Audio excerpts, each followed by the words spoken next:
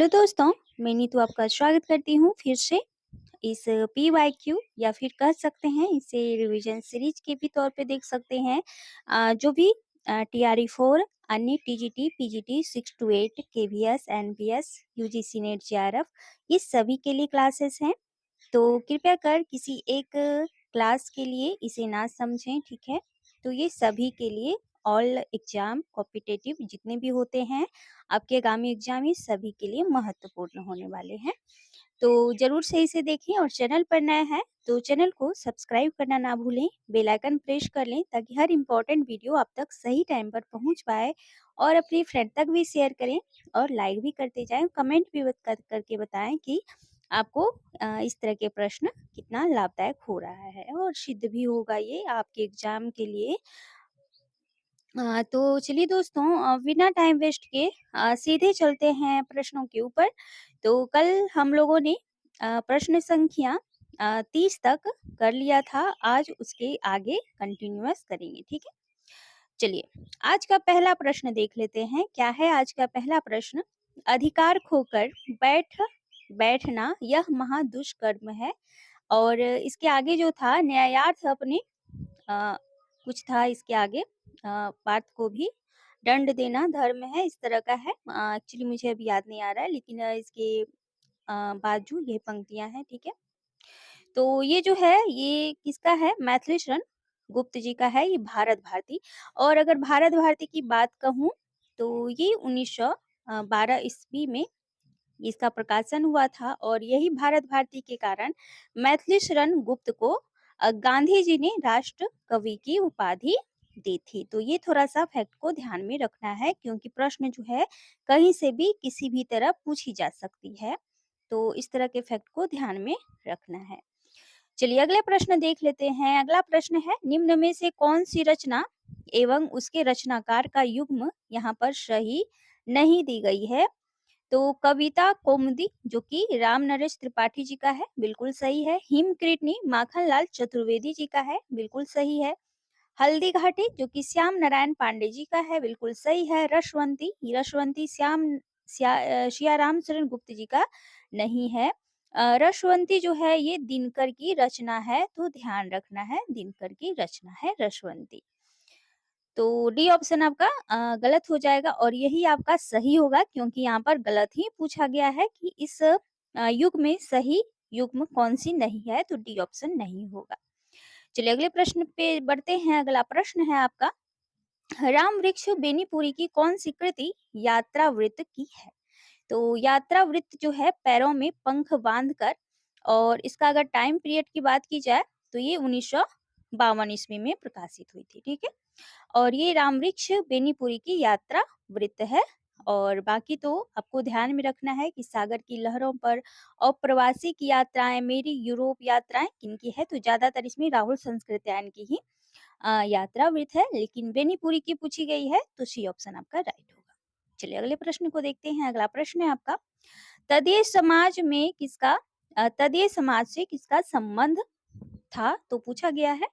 तो यहाँ पर केशव चंद्र सेन है, भारतेंदु हरिश्चंद्र जी हैं, राजा राम मोहन राय, ईश्वर चंद्र विद्यासागर जी हैं।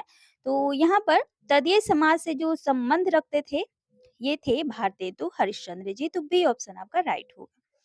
चलिए अगला प्रश्न देख लेते हैं और यहाँ पर दे सकते हैं बी ऑप्शन आपका राइट था, भारतेंदु हरिश्चंद्र। अगला प्रश्न है आपका, भारतेंदु ने यात्रा वृत्त संबंधी कौन सी रचना लिखी है। तो ये लिखी थी सरयू पार की यात्रा। ध्यान रखना है सरयू पार की यात्रा जो कि भारतेंदु जी का यात्रा वृत्त है। अगला प्रश्न देख लेते हैं। अगला प्रश्न है आपका, कमायनी में श्रद्धा किसका प्रतीक है।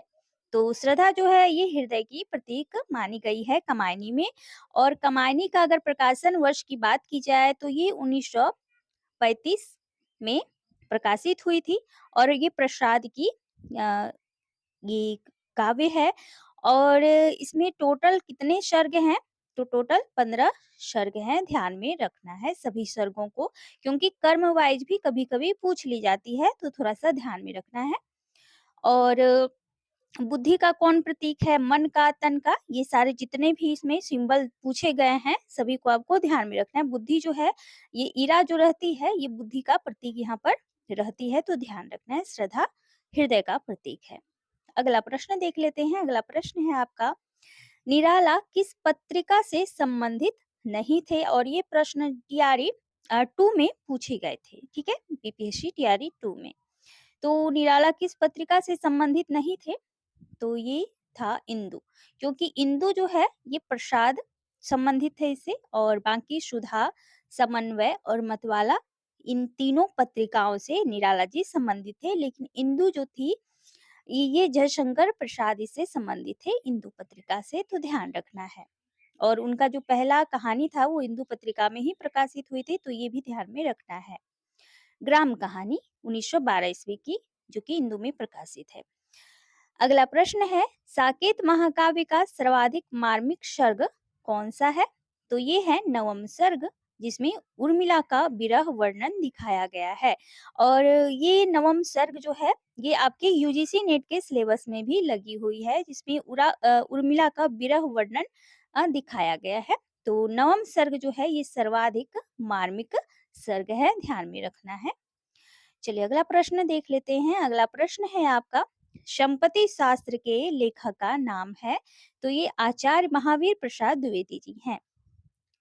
अगला प्रश्न है, भारत भारती का प्रकाशन किस वर्ष हुआ था? तो अभी मैंने जिक्र किया है, 1912 ईस्वी में हुई थी। अगले प्रश्न को देखते हैं। अगला प्रश्न है आपका कि साखी किस कवि का काव्य संग्रह है? तो साखी यहाँ देख सकते हैं कि आ, साखी जो है एक कबीर दास की भी काव्य कृतियां हैं, लेकिन यहाँ साखी जो है ये विजय देव नारायण शाही ने भी लिखी है, ये काव्य संग्रह इनकी है। और साखी के नाम से एक कबीर दास के द्वारा भी रचित काव्य है। तो ध्यान में रखना है, ऑप्शन के हिसाब से आपको ऑप्शन लगाना है। अगर यहाँ पर कबीर रहते और ये नहीं रहते तो ये नहीं होते, लेकिन यहाँ पर ऑप्शन में कहीं भी कबीर का जिक्र नहीं किया गया है, तो यहाँ पर विजय देव नारायण शाही ही होंगे, तो ध्यान रखना है।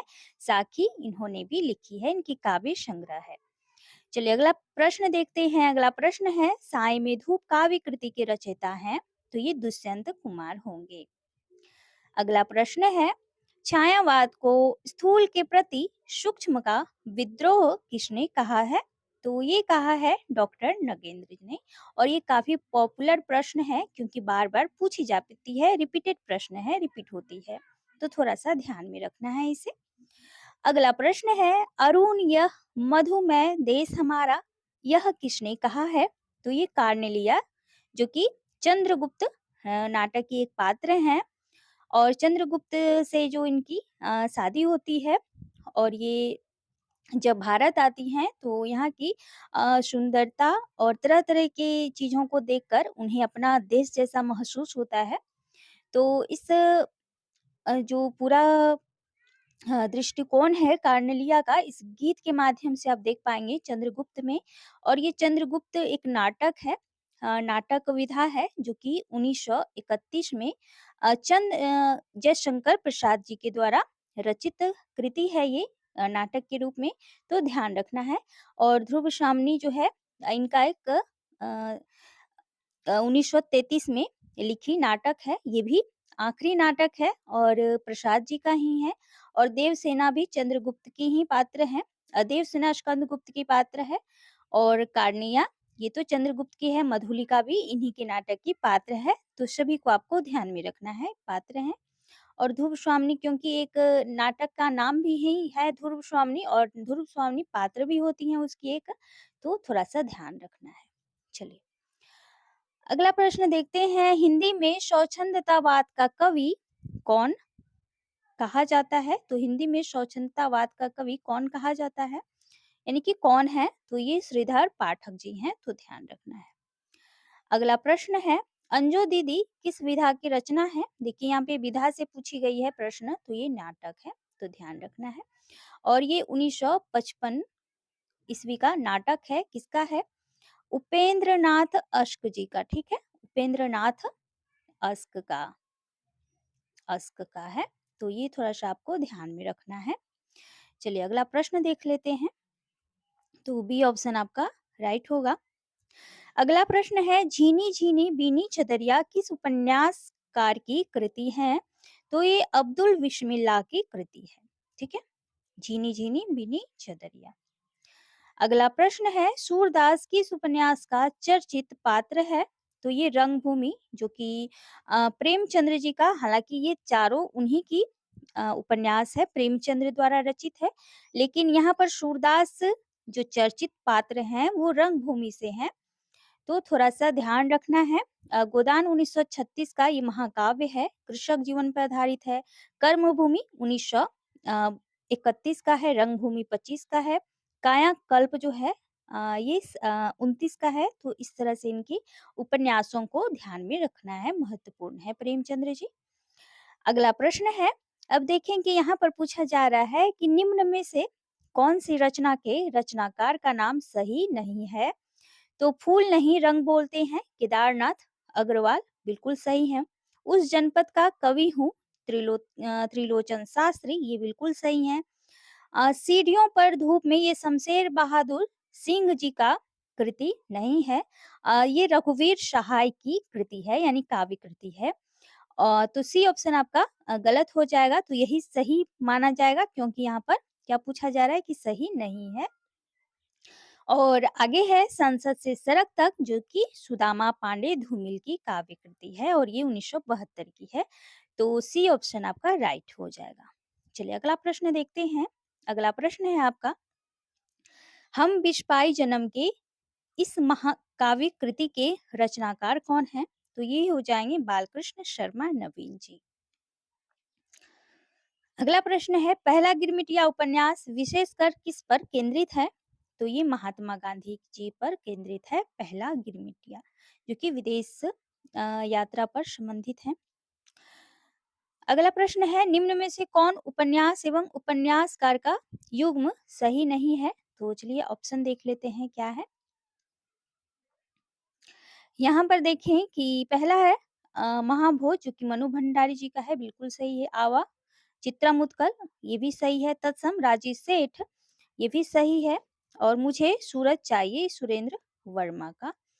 मुझे चांद चाहिए है, सूरज चाहिए नहीं होगा। तो डी ऑप्शन यहाँ गलत हो जाएगा। चलिए अगला प्रश्न है, सांप्रदायिकता समस्या पर लिखा गया उपन्यास कौन है? तो ये तमस है, जो कि भीष्म सहानीकृत है और ये 1972 का है, ध्यान रखना है तमस। बलचनमा, अपने अपने अजनबी बूंद और समुद्र, ये आप थोड़ा-सा कमेंट में बताइएगा। बलचनमा तो नागार्जुन का है, अपने अपने अजनबी, और बूंद और समुद्र ये किसका है? तो अमृतलाल नागर का है, और अपने अपने अजनबी तो मोहन राकेश का शायद है।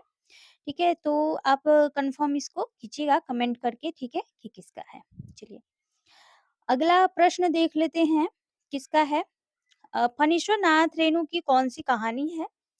तो फणीश्वर नाथ रेणु जी का है रस प्रिया, ये कहानी है। ठीक है, और बाकी तो आप देख सकते हैं कि किसका किसका है। रसिक प्रिया है, रस आखेटक है, प्रिय नीलकंठी है। और ये प्रिय नीलकंठी किसका है बताएं? और रसिक प्रिया और रस आखेटक, ये तीन इस तरह के रचनाएं हैं मिलती जुलती। तो आप इस पर कंफ्यूजन में पढ़ सकते हैं एग्जाम हॉल में। तो इसको थोड़ा सा आप ठहर कर इस तरह से ऐसे इस प्रश्न को आपको देना है आंसर, क्योंकि यहाँ पर थोड़ा-सा प्रॉब्लम हो सकती है। तो चलिए ये ऑप्शन आपका राइट होगा। अगला प्रश्न है आपका, उदय प्रकाश द्वारा कौन सी कहानी नहीं है? तो तिरिश इनकी ही है, पाल गुमरा का स्कूटर इनकी ही है, पीली आंधी नहीं, ये प्रभा खेतान द्वारा उपन्यास है, और दरियाई घोड़ा ये इनकी है। तो सी ऑप्शन आपका राइट होगा। ठीक है, चलिए अगला प्रश्न है आपका, सर्वेश्वर दयाल सक्सेना की नाट्य कृति का नाम है? तो ये बकरी है, जो कि 1974 का है। और तिलचट्टा है, शुतुरमुर्ग, अंधों का हाथी, ये थोड़ा-सा कमेंट में कीजिएगा, बताइएगा कि किसका है। ठीक है, चलिए अगला प्रश्न है, नटों के जीवन संघर्ष का उल्लेख किस उपन्यास में नहीं है? तो यहाँ पर देखिए कि प्रश्न जो पूछा गया था, तो इसमें ऑप्शन जो थे सेम सेम थे। तो इसीलिए इसे हटा दिया गया था, सभी को बराबर अंक मिली थी। इसमें पीजीटी में पूछा गया था ये प्रश्न। तो इसीलिए थोड़ा-सा ध्यान रखना है, इसे कब तक पुकारूँ? इसमें तो है सैल्यूस, झूला, नट, सेवा सदन, इसमें नहीं होगा, तो डी ऑप्शन आपका नहीं होगा क्योंकि नटों का जीवन संघर्ष पूछा जा रहा है यहाँ पर, तो उसी तरह से आपको ध्यान में रखना है। अगला प्रश्न है, वह पथबंधु था, तो यह पथबंधु था यहाँ पर, तो यह होगा, ठीक है? यहाँ पर यह पथबंधु था, तो ये नरेश मेहता द्वारा है। वह पथबंधु था, तो थोड़ा-सा ध्यान में रखना है। नरेश मेहता की है। आगे प्रश्न है, पाप और पुण्य के चिरंतर नैतिक प्रश्न को किस उपन्यास में प्रस्तुत किया गया है? तो ये चित्रलेखा, जो कि भगवती चरण वर्मा जी का है और ये 1934 की अ, जो है उपन्यास है, ध्यान में रखना है। चलिए आज का लास्ट प्रश्न देखते हैं। दुखम सुखम उपन्यास की लेखिका कौन है? तो ये है ममता कालिया जी, दुखम सुखम, तो ध्यान में रखना है। तो काफ़ी आज हम लोगों ने जो 30 महत्वपूर्ण प्रश्न देखे हैं, काफ़ी महत्वपूर्ण हैं। तो आप कमेंट ज़रूर से कीजिएगा कि आपको प्रश्न किस तरह और कैसे लग रहे हैं, तो मैं कंटिन्यूअस इसे आगे बढ़ाने वाली हूँ। और जितना भी प्रश्न अभी तक पूछे गए हैं, आगामी होने वाले एग्ज़ामों में किस तरह से प्रश्न पूछे जाएँगे मिलती-जुलती सभी को हम बारीकी से अच्छे से देखने वाले हैं। तो बने रहें इस चैनल के साथ और चैनल पर नए हैं, तो ज़रूर से चैनल को सब्सक्राइब कर लें और लाइक भी करते जाएँ और शेयर भी करें अपने फ्रेंड तक। तो चलिए दोस्तों, आज के लिए बस इतना ही, फिर मिलती हूँ एक नए सीरीज़ के साथ, तब तक थैंक यू सो मच।